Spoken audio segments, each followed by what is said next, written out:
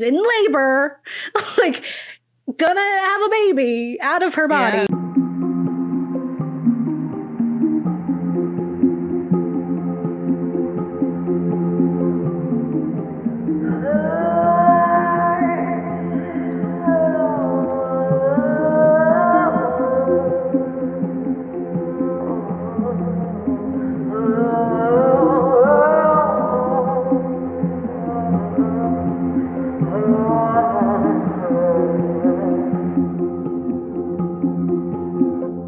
Hi, I'm Kat. And I'm Gabe. And we're the Ghouls next door. It's almost there, you know. Yeah. Cool. Welcome to the Ghouls. We are going to be talking about stuff, specifically a film. Yeah. Which is pretty It is the end on. of 2020. Ooh. So, spicy. It's to be tragic. Yeah. Well, as this year has been, we are covering a film that is super sad. Yeah. We're covering Lyle from 2014. Which, wow, I didn't realize it was that long ago. Yeah, so good. Yeah. So good. Yeah, it was a fantastic film. I was blown away, honestly. And I know, Gabe, you were super excited. You were like, oh my God, this film. Yeah, I can't stop talking about how great it is to anyone who will listen. Yeah. I was like, I got lucky because within I guess it was like 2 weeks, I had finished a really great audio drama. Yes. Listening to it. Got I you. finished a book that was phenomenal. And then Right? I finished a book, so good, love it, by Sylvia Moreno Garcia, who did Mexican Gothic. Oh, okay. Which is this other one, Gods of Shadow. And oh my God, I forget. I remember when you were loving on that. Jade and Shadow. So good. Phenomenal. Even better. Mexican Gothic. And then I got to watch this and I was like, what a treat of media what for a great me. time this is. That I am so blown away by these 3 very specific types of media, and they were also good in their own way. And so I'm ready to geek out. Yeah. I'm ready to talk about why I appreciate this film. Well, let me give you the little IMDb summary. Lyle from 2014 is about a mother's grief over the death of her toddler leads to horror. Directed by Stuart Thorndike, starring Gabby Hoffman, who is in Girls. Also, I was worried because I was like, oh no, that Stuart sounds like a dude's name. It's not. Oh, wow, really? Yeah, that's the middle name, actually. I saw something where they referred to the director as she, and there's actually a first name I'm totally forgetting. But it's something Stuart Thorndike. Oh, well, cool. Cool, right? Yeah. So I was like, whew. I could Crisis averted. I was reading it, I was like, huh. Interesting. More men directing films about women. Yeah, I think so the first part of this film is it is very low budget. Yes. It was made in 5 days, recorded in 5 days. Wow. Which I love. Yeah, when that's that cool. happens, That's a when fun someone fact. can do that. Yeah. It's it's only in one location. Sometimes they're outside on the street, but the majority of it is in this one location. And then there's the therapist's office, and then there's different rooms in this one location. It's like a building, right? Yeah. And I love that, and it's just very creative with the little bit that it's giving, and it's there's nothing over the top. There's not crazy editing going on. There's not weird supernatural things. Everything is in the space and believable and just ordinary things. And the real horror is psychological. It's what is reality? Yeah. It's the horror, essentially, of it all, which I love those kinds of films where I'm like, what is real? Am I also crazy? Yeah, it was one fantastically shot, it really made a lot with what it had, because as you said, it was only in a small space. They had a lot of screen time for the main character. Fun fact, Michael Shea is in this, and that was a fun treat. Yeah. But then you also just get kind of this all-in-one like house. Like the mom from Girls, Gabby, she is like, she really doesn't leave this house. And it kind of seems similar, I guess. This is made in 2014, so they did not have the knowledge of the pandemic. But like, it seemed very much like similar to how like what we're dealing with, like never leaving the house, like we're trapped inside, and you definitely get that. And I don't know why she is always inside, but it was very cool. Like there was an extra layer of stress that I was experiencing while watching it because of just the fact that she really rarely left to go anywhere else. Yeah, and it's like, why? Yeah, there was like this level of isolation, like she is alone kind of thing outside of her relationship. Yeah, and so like there's a lot of comparisons with this film to Rosemary's Baby, because you have like a pregnant woman who is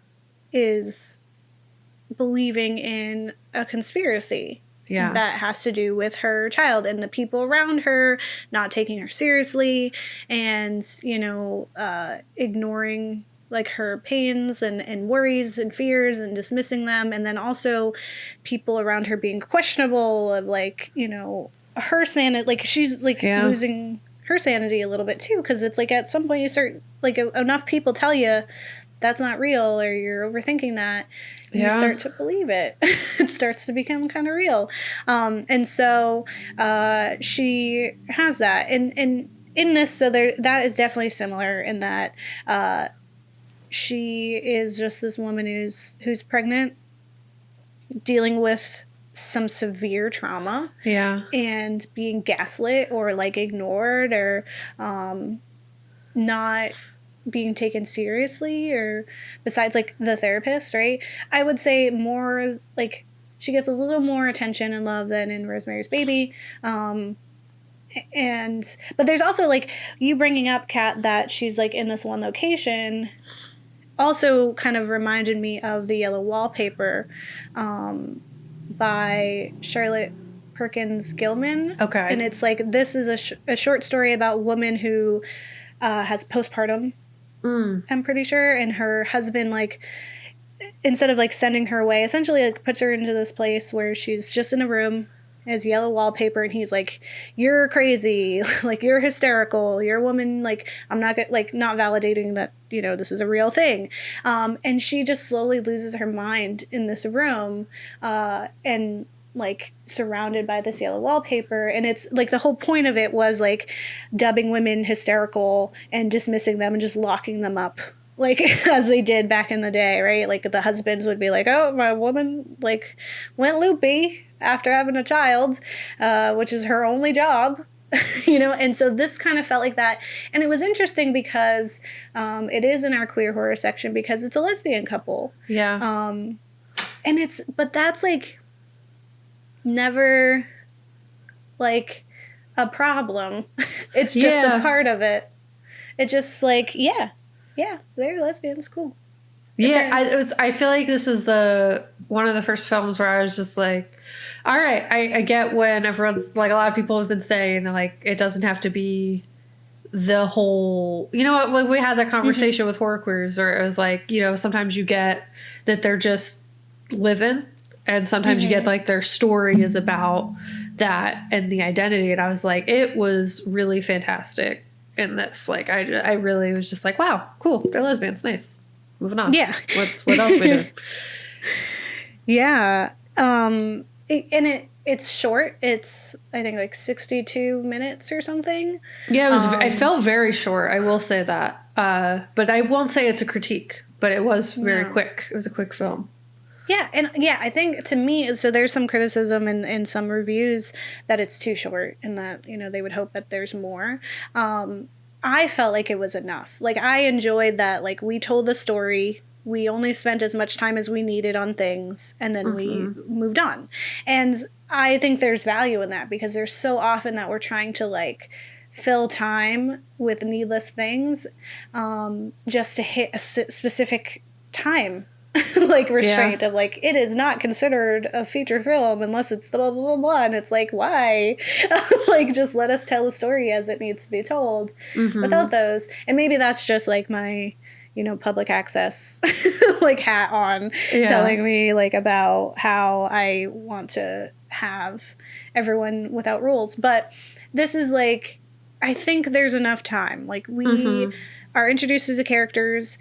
They spend little time like getting to the point of who they are, right? Like we have Leia, who is the mom, and she played by Gabby Hoffman, and she's pregnant. She's very pregnant, and they have a toddler who's like 2, a young girl named Lyle, and it was just a cute family, and we're immediately like uneasy because of the landlady in this place, who is much too old to be pregnant, but is claiming that she is trying, or that she is at some point, and does some, questionable things.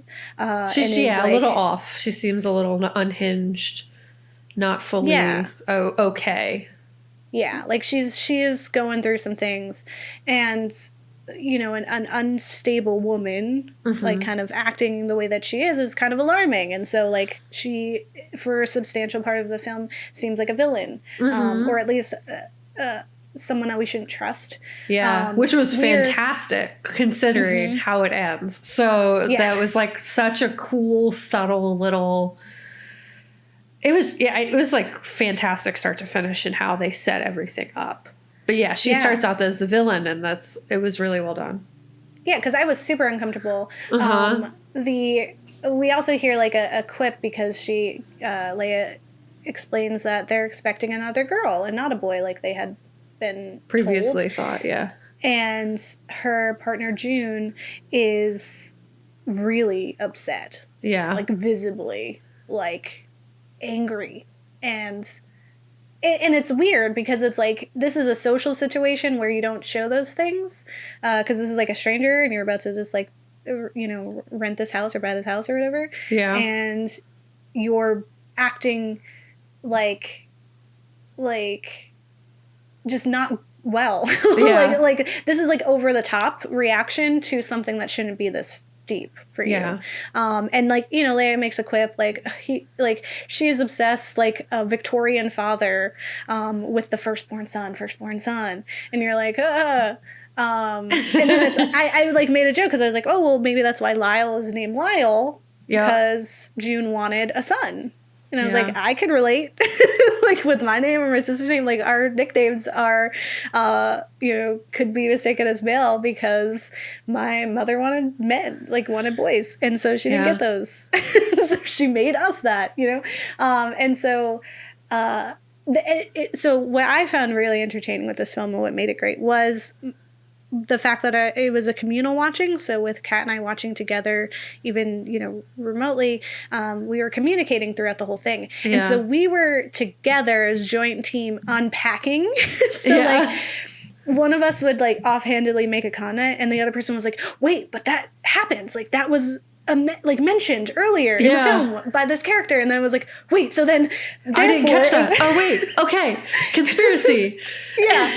Like we had like the red thread on the walls working together, piecing like this conspiracy, and we were like, wait, but they said that, and remember this, and blah blah blah, and that was like really fun because it was also validating when you feel like you're going crazy. Because you're like questioning, you're like, what is real, what isn't real, and like just like Leia was. Yeah, it was really. I do want to unpack this conspiracy theory a little bit because there were little things that I picked up on throughout that if you didn't pick up on that, like it's definitely one of those films that like you watch twice because once you're like, okay, all right, bet I got this. I want to rewatch this whole film, and we're gonna see. Like triangle. Yeah. Exactly. You're like, okay, all right, I see what you did. We're gonna make sure that made sense leading up, and it was like it did. Yeah, it did. And we only watched it once, and we got that, so it was cool. Yeah, because we had like two minds. And I'll say like the second half of this video, and I'll like say it will like start when we go into spoiler town. Yeah, because I really want people to watch it. And again, it's only 62 minutes. It's so quick. So like before we get into spoiler town, because it is like I do really want to discuss about it. I want to just like put up a big thing there and just like tell you to Spoiler stop, town. go watch it, and then come back. But before we get there, there's another part of the reason I loved it was the way that it is shot is super fun for me. So there's a lot of really unique angles that happen in this. Because they got creative with this small space that they have. So there's some scenes that are just reflections, or like from this weird angle where you're like, why are we over here? There's a scene where there's a conversation with June and Leia, and we're outside. Like the camera's outside listening to them through the cracked window. And they're in the window. And it's like, that's kind of gives to that voyeuristic feel that like Leia feels like she's being watched, and the window is negative because of what happens. And so we are, as the camera, that person that's watching them. We are that entity that is hovering and shouldn't be listening in, but we are. Yeah. And then there's these progressive like shots where we're like coming in closer. They stay on people for a long time. Like there's not a lot of fast cuts where you're like moving the action. Everything is just dwelling. Yeah, like, and we you have just like this hanging inching in too that you pointed out to me that I didn't realize right away, where it was like inching in on her face in the one scene, and that was really cool. Yeah, and then you would cut away, and that camera angle was even closer, and it was because things were starting to unfold, and we were getting, as viewers, we were starting to pick up on things and getting uncomfortable because we were like, whoa, wait a second, like things are adding up. This seems dangerous. I don't know who to trust. I'm scared, right? Like in this like normal way. And so the camera was mimicking that fear too, because all of a sudden now it's picking up, we're getting closer, we're no longer away, we are in it. And it was just like, I really enjoyed that. There's like a scene where she's on the video call with Michael Che, and because of how the house is mapped, she's in the kitchen in the foreground, and then there's a hall and then like two arches, so we can see into two different rooms. So the kid is like doing stuff on the left-hand screen, she's in the foreground to the right, and there's so much depth, there's so much in this environment. And it's a Zoom call, right? or not a Zoom, a Skype call or something. And she's like doing that, and like the kid is playing around, and you have this anxiety. And then they played with like glitch, like having like the glitch of the screen came just in time for us to lose track of where characters are, and now things unfold. I also like that it wasn't gratuitous. We find out later, and from inferring through conversation what happens to some of the characters, but we don't see it. Yeah. I agree that was so tasteful. Yeah. It was good so not often to see the child die times. Yes. Yeah. Yeah, because it's like, yeah. So there is an article that we always, you know how we do. Yeah. I like how you said it. You were like, I have the secret, and I'm gonna share it with you guys. Like this article. It is on thebloodlust.net. It is a movie review of this film. And so this is where I got the information that it was shot in 5 days. It says, shot in mere 5 days on a shoestring budget, the film takes a stylish, bare-bones approach to exposing both the horror and power of motherhood. Because that's a big part, too. Like, even with the landlady not having kids, she understands because she doesn't have kids and she always wanted them. Yeah. And so, you know, at the tail end of this film, there's some power with her too, which we'll get into. Yeah. But there's some commentary on how different this film is to Rosemary's Baby, because there's a lot of differences. Like, I mean, the core, like, there's some very loose themes that are reminiscent of them, but because of the time period in which they're made and the people who are making it, it is going to be different. Yeah. And so one of the quotes is, most notably, though, Hoffman's Leia is an entirely different character than Farrow's Rosemary. While Rosemary was meek and fragile, traits largely forced upon her and encouraged by society, Leia is a much more independent force to be reckoned with. Unfortunately for her, she still has to deal with a gaslighting partner intent on making her doubt herself. But Leia's instincts are strong, and she is strong enough to follow them to the brink. The climactic scene is breathtaking in both its force and terror. Because, like, I agree, because I feel like at the end, and like we won't say, but like I was so I understood. Like it didn't come as a surprise to me that she reacts the way that she does. And it was so human. Like all of it, like the break, the understanding, the way that she's like panicking and putting all the pieces together, and like it's also kind of exciting how everyone else reacts, and it's kind of funny. Like it was very like bonkers. And I think like it is unique in that. Another thing I just wanted to point out that we kind of pointed out too was in a review from Outfest on the Hollywood Reporter about Lyle. It says, although the strains in Leia's relationship with June, who's oddly disappointed to learn that their second child will not be a boy, are too evident from the get-go. One of the smartest and most contemporary aspects of the film is its matter-of-fact presentation of the same-sex marriage. Lesbianism is an element of the story, but not its subject. Like, they are still just two partners. And similar to Spiral, right? Like, there is not one gay man, and there's not one lesbian woman. Right? And that's what we saw here, was like we have two characters, and like June is, as far as we know and what we can see, is obsessed with this like firstborn son kind of ideal. She is the breadwinner. She wants respect and wealth, and to take care of her wife. And then Leia is the mom. She's the one who's taking care of the kids and loves the kids, and is also super strong and independent. And like not a stereotype of any sort. Like neither one of them are. And I think that's like beautiful, because they're just a couple who are just people. Like they're just normal people, filling their roles. And that was really refreshing, because it really, like, it didn't need to be lesbian. Like there's never a time when they're like, oh, this is happening, which was like nice. And I think it's like that's a strength, because it's like this shows that we could just have like gay couples or LGBTQIA couples, and just have them just have them there, and the story is the same. The story is still cool.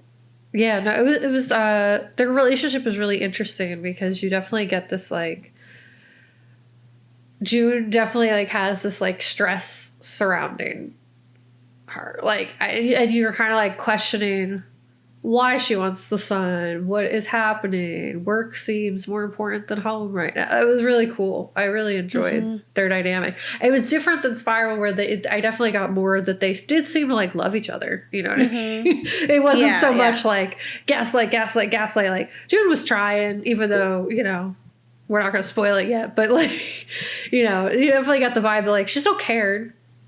Yeah. She was definitely like, and I mean, in Spiral, he cared too. He was just like worse.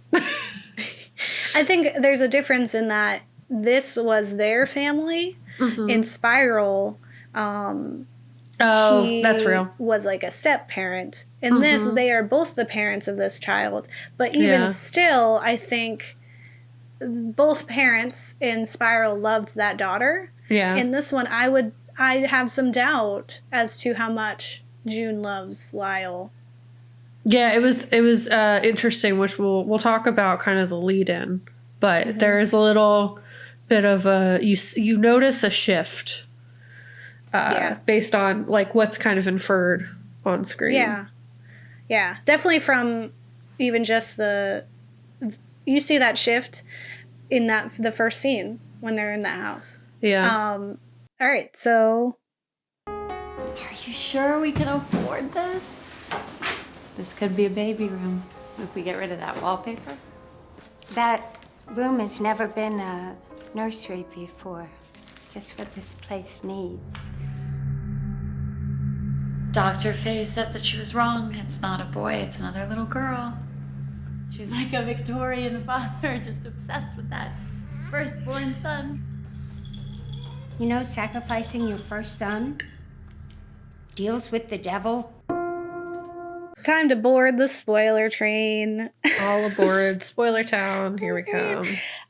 Please, please, please, please go watch this film. It is horror in that like you're suspenseful, like Rosemary's Baby is horror, but it's not like gory or grotesque. It is sad. I think you should be in a fine headspace. But go watch it. Like, Yeah, it was great. Do it. You owe it to yourself to watch this great film. It really just, it hits all the points. There's never a point where you're like, I am sad that this didn't do this. I was thrilled the whole time. And it was a treat. As Gabe said at the beginning of this. So highly recommend, but we are entering spoiler train now. So pause, go watch it. Come All on. right, you're back. We're cool. Spoilered up. Let's go. Let's do it. Because it's hard. I don't want to not talk about this film and not gush about all the cool things that are in it. Because hopefully, like, you watch it and then you listen to this and you're like, oh my gosh, I missed that. Or maybe you saw something that we didn't see and you can tell us. And that would be cool. Just like with Triangle. Like, I loved that. Because it was a phenomenal film. Yeah. And, you know, I love films that make me like, what are we doing? How do we get here? Oh my god, that leads to this. Love it. So spoiler town. So one, the ending. I guess so this whole time Leia is super paranoid. She thinks that the landlady is doing something. Yeah, and we kind of are on board with that. We're like, all right, she does seem sus. Like, something's up. She's a little weird. She's like not pregnant. She's too old to do that. She has a pretend like scene in the hall where she says she's lactating. There's no baby. She's weird. And also like she mentioned like this room has never been used as a nursery, and then like right in the beginning under the wallpaper she's like finds wallpaper that indicates this was a nursery, so that's sus. There's these hot models that hang out outside that Leia is like interested in and then ends up like talking to later, who like tries to befriend her but is also kind of just sus. Off. Yeah. Everyone's sus except and the only one I was surprised by was Michael Shea. I was like, whoa, him too? What? Yeah. What? I was upset. Betrayed by Che. Yeah. I was like, oh, what a fun time. He's here. We know him. Nice. We feel safe and at home, just like the character. And I think that's like a part of it too, is like it was built up that Leia and Michael Che's character, which I can't remember his name, were friends too. Yeah. And that there was a camaraderie and like she like confided in him. He was witness to the tragedy, and like seemed like they were on this level of respect and affection, and so his betrayal really hit home. Whereas like June has been dismissing her. June is like is being kind of sketchy and not really being a partner. Is being very focused on things that like June or that Leia does not value or care for, and says like a lot offhandedly. Like she's like, we're apparently rich now, like in these ways. It's like clearly she does not care about money. Her child just died, and the fact that June can find it within herself to be over that, and it's only been 7 months. Like it's so absurd, and so. Yeah, I agree that Che was a big, and then the way it happens was so like a slap in the face where you're like, no, how deep does this go? Who can we trust? It was so stressful because there was this moment where, for me, it was when she's starting to freak out and she thinks Michael Shea is her friend. And she's like trying to confide in him, like, I gotta go, like, I gotta get out of here. I'm freaking out. And then you just see his face change. And I was like, whoa, wait. Well, because what happened was everyone is evil. She has no one. Oh my God, you must run. And then that's when like the landlady was no longer the enemy. And you're like, wait, okay. She's so nice. I care about her.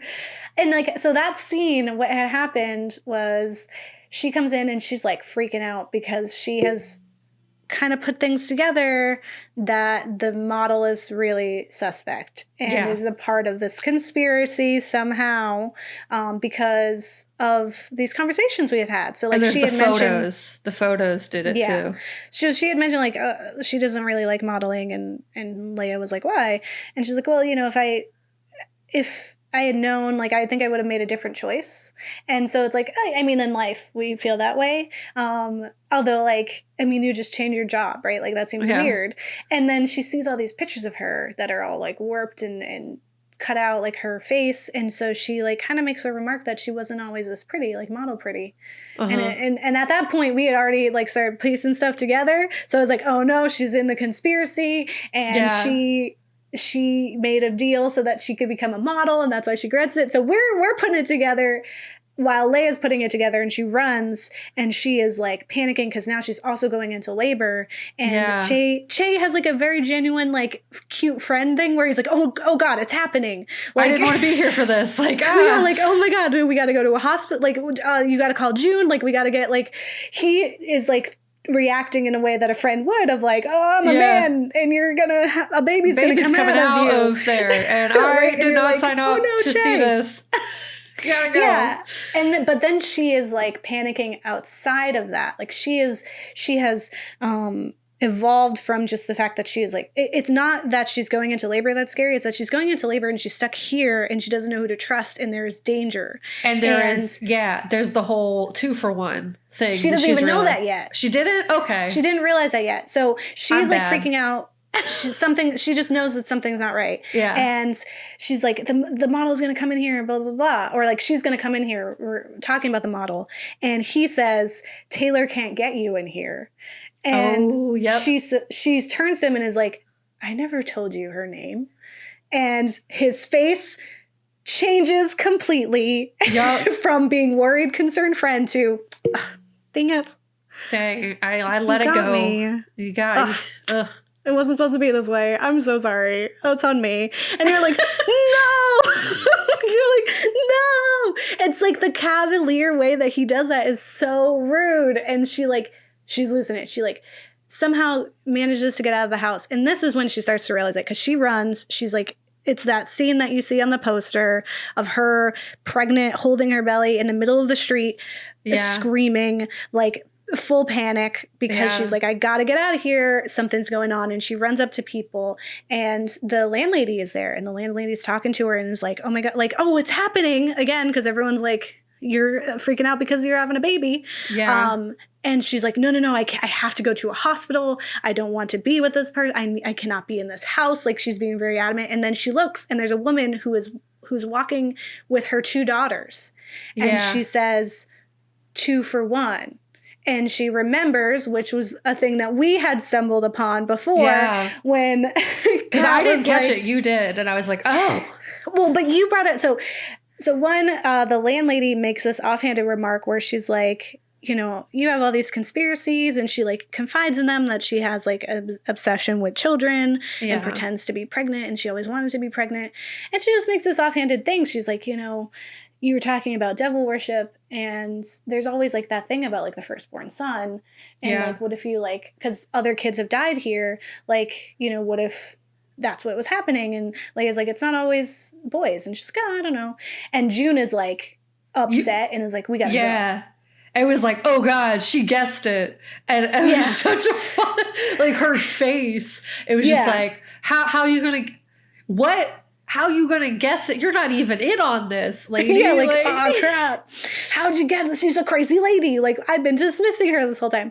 And so you said, like, you said something like, oh yeah, well, what if that's why the daughter died, and now they're gonna take this one? And I was like, oh my God, there was a conversation earlier that was like a background conversation, because Leia was having a panic attack about the landlady, where there's a woman who works for June who was complaining because she said that her and her coworker, who are musicians, make both of them combined equal what Che makes. And so she kept saying, it's almost like 2 women equals 1 man. and she was like complaining about like for Yeah. feminism purposes, like she kept saying it because no one was listening. And you know when you're like at a party and no one's, and you're like, no, you need to hear my point, so I'm going to repeat it a few times until someone remarks on it, and everyone leaves, and it's just Leia who is not paying attention and is freaking out because landlady is there, and she's like, yeah, 2 for 1, and like she's like, yeah, we need to fix that, and then like leaves and has a whole breakdown, and it's dismissed. And so when that happened, when you said maybe that's why Lyle is dead, I was like, no, it's 2 for 1. That's why they had that conversation. And oh my God, they're gonna steal her daughter. And and I was like, no. And that's why we were on it before she did, because we're watching it. What a time! Like the unraveling of it was so satisfying, and I feel like I'm not often surprised in those scenarios. Like I always like I haven't had a, oh gosh, we have to guess who done it kind of thing in a minute. Like I haven't been like surprised. Even in Good Manners, I guessed what was going to happen to the mom. And I was like, all right, yeah, it's cool. But like, it was really cool to have that like unpacking moment, because I haven't had that in a minute. It was really satisfying and fun. And I wasn't expecting it. I didn't really know what to expect. I was like, okay, I know she's going to have like some paranoia and she's going through this and it's about a mother. I knew that Lyle was going to die because you can kind of feel it just as a viewer. But for me, it was like, I knew because when they were there, they kept talking about the windows. And I was looking at the windows and I was like, those windows are too far down. They don't have bars on them, or like, those are not toddler proof windows. And that scares me. There was no screen. Windows. And it made me weird because over the holidays last year, my mother made me watch For Colored Girls. And if anyone has watched that film, I don't recommend. It has a great cast, but it's Tyler Perry, and he does a horrible job of just tormenting women the whole time. I know it's a play written by a woman, but it's just very gratuitous. And there's a scene where, I'm going to spoil it because no one should watch it, a man drops his 2 children who are a little older than Lyle out their window in New York, and they're dead. Oh my God. And it's like awful. And then like you're just supposed, like, that's not even the end of the film. Like it just keeps going and we're just supposed to like, this woman's supposed to get over it. Like it's like a whole thing, which I'm not going to get into. There's a lot of problems. There's like AIDS in there. There's rape. There's back alley abortions. There's your kids getting dropped out of the thing. There's drug abuse. Everything bad that could happen to a Black woman does in that film. And it is just torture porn, honestly, of the heart. Got you. So I am like, now I'm paranoid about windows, to say the least. And so when I saw them, that's what I thought of. I thought of that film, and I was like, oh God, that kid is going out that window. Yeah. And it was only like, I don't know if I hadn't seen For Colored Girls, if I would have had the same reaction, because they only really mention it like once. I was scared of them, and I haven't seen it, so I will. But I mean, I guess like it's the fear of children just being so fragile, I think, is a big thing, and especially like people who've experienced loss. I don't know. My mind immediately went there. I was just like, anyone could die from anything somehow. Like, always be on the alert for possible murder death or like accidental death or death of some kind, because it can happen. Like, nothing is safe. Nothing is. So I saw the window. I was like, that is a baby.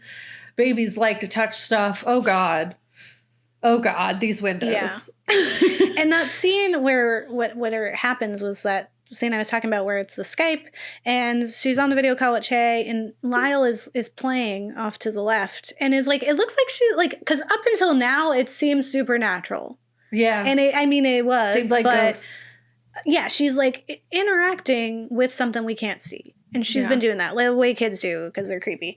And so the kid is doing that. And the kid keeps like coming and babbling to the mom, like she's trying to tell her, what is like, that? Mom, there's a thing over here. And like, I mean, she's a toddler, so she's like, and then like walks over. And the moment that the mom, Leia, like kind of moves to that side of the screen, there's a glitch.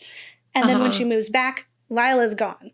Yeah. And you're like, where did the child go? And then she's like looking around, and when she makes her way around, we just kind of hear her freaking out. It's not level like Hereditary scream that will haunt me for the rest of my life, though. But it was heartbreaking. And then we just cut to therapy session. Yeah. 7 months later. Yeah. And it's clear that Leia's not doing well, and June is doing fine. Yeah, it was you could definitely like sense the uneasiness there, and how June was just like, I feel like it's my fault, but didn't seem like so affected. Like you kind of got this feeling that she was kind of just irritated that she wasn't getting over, like her partner wasn't getting over it faster. And like 7 months is very soon. That is like very soon. And you have another child in there. Like on the way, yeah. So and you have that's to like take care of that. Trauma during pregnancy is especially dangerous too. So like that's just very stress. Mm-hmm. And like there's a part of that where she, like, as strong as she is weakened because she is pregnant. Like she is, because she has to take care of this person inside of her. So she is not like, she can't do anything too dangerous. Like there's a part where she was going to maybe do something dangerous, and people were like, what are you doing? Like, you can't, you have to be a mom. And there's like, so her investigations are this, and people are gaslighting her. But I think, it was, I thought it was so good. The ending is phenomenal, of just her like playing on this even smidge of care that June has for her. Because like in June's defense, right, like she didn't care about the kids. They were just a means to an end, right? Because she even says like, we can have more. Yeah, we can have more babies. You did not. I'm just sorry. Say that. What? To your wife who's in labor, who just lost her kid because of you, and you're gonna take this one? Are you kidding me? Yeah. And I think it was really interesting because there was this subtle nod to like the separation between June and the child, Lyle. I don't remember who she was talking to. I think it was the therapist. Maybe the therapist, yeah. Where she mentions that June used to take Lyle for coffee with her every morning. Like that was a routine that they had. And then there was like after she found out that she wasn't having a boy, that they stopped doing that. Like she just became more obsessed with work and like stopped their routine. Like there was this weird separation. And it was really jarring because you have that like moment where she starts laughing about how upset she was that like their new baby wasn't a boy. And it's like very unnerving the way that it happens, because June's talking about how she feels and you're just cut immediately. Like she gets cut off, because I guess like maybe that was their way of saying that it didn't seem genuine that June was like actually upset. Yeah, because she's not losing it. Yeah, exactly. Like she was still kind of okay and like was doing good. Like the fact that she's doing good is like a problem in this scenario. And it was really interesting, like the subtle way that they hinted towards the separation of them, and like how it wasn't enough to start to suspect June at that point, I think. But in hindsight, like if you rewatched it, you'd be like, whoa, yes. June didn't care about that baby. Like, you know what I mean? Like, she definitely was like very much like, we could just have more. Who cares? Kill all the babies. I want wealth. Like, it was wild. Like, the separation, it was just subtle enough that you didn't start to suspect them yet, but it makes sense in hindsight. There's also like a comparison of like the different, like the intimacy of parenting too in the therapy session, because June has this like really plain memory, because they asked like what do you think about, like, what's a memory that sticks with you about Lyle, and it's very plain and just in like matter of fact. Like I think it was like, she was so cute. Like it was like it was really like on surface, like I've seen this kid before, okay?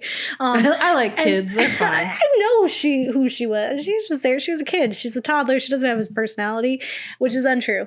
But Leia has hers where she talks about how Lyle wouldn't latch and would, Yeah. cry and cry for food and then, wouldn't take it when she gave it to her.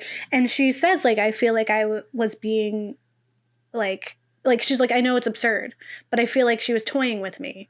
Like that she was hurting me like on purpose by not letting me. And that's like that's a mother thing. Like she's having like this almost kind of like that's kind of postpartum me.